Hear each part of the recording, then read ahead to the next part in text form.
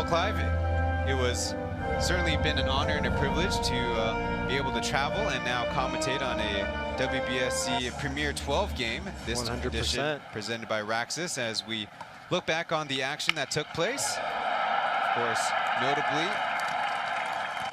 future star of hopefully the major league level, Bazano, getting things off, kicked off with a base hit. But the Japanese excellence really starts with Inoue able to get 7 strikeouts on the night, and the relievers after him kept the pressure up. And Australia, as we mentioned, in the early going to the game, holding on with good enough defense. Certainly saw some quality from their outfielders in their early opportunities. But at the plate, whether it was dealing with the velocity or whether it was dealing with secondary pitches between movement and change of pace, it'll still be a building block for the future of Australian baseball to keep making strides as the international scene will continue to expand, and you will play tougher opponents. You also will be facing newcomers to the international scene as well.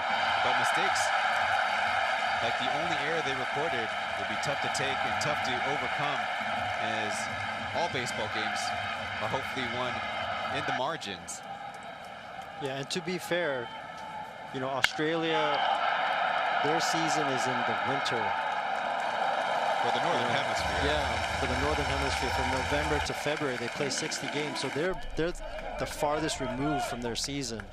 And I mean, you train for 2 weeks, yes, you play industrial teams, but to come in here on their home turf to face the #1 team in the world, that's a tall order, you know, and they definitely did a serviceable job. You can see that they have content there, you know, and that they can keep building on this. Even though it's a loss, they can keep building off of this and continue deep in the tournament. They definitely can have the ability to do that. Now, maybe as unflappable as the Japanese players and the coaches were, certainly in the stadium and here in the booth, we felt when it became a 3-5 game that certainly things were getting a little bit nervy, and it took them a bit before Japan responded in the 7th inning and then really blown it open in the 8th. And that's a little bit more credit to the Japanese team, because they were able to do so with 2 outs in the 8th, able to start that rally after the leadoff hit-by pitch by one of the Australia's future relievers of quality. And by the end of it, it was the final score we see, 9 runs for Japan, 3 runs for Australia, as we start looking forward to the games that will take place in Chinese Taipei for the rest of the group. Those games still ongoing, so we encourage you to check those out on your streaming device, streaming channel of choice. But it's been a lot of fun, Clive, for us here in the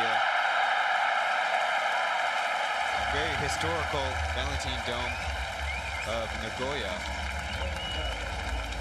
Yeah, 100%. It's been, like you said, it's been an honor and a privilege, Ryan. It's been fun. We continue on. So that's it. I'm Ryan Chen on behalf of all the staff at the World Baseball Softball Confederation, the local organizing committee, and our broadcast partners and sponsors. Thank you for taking the ball game in with us, and we'll see you in the next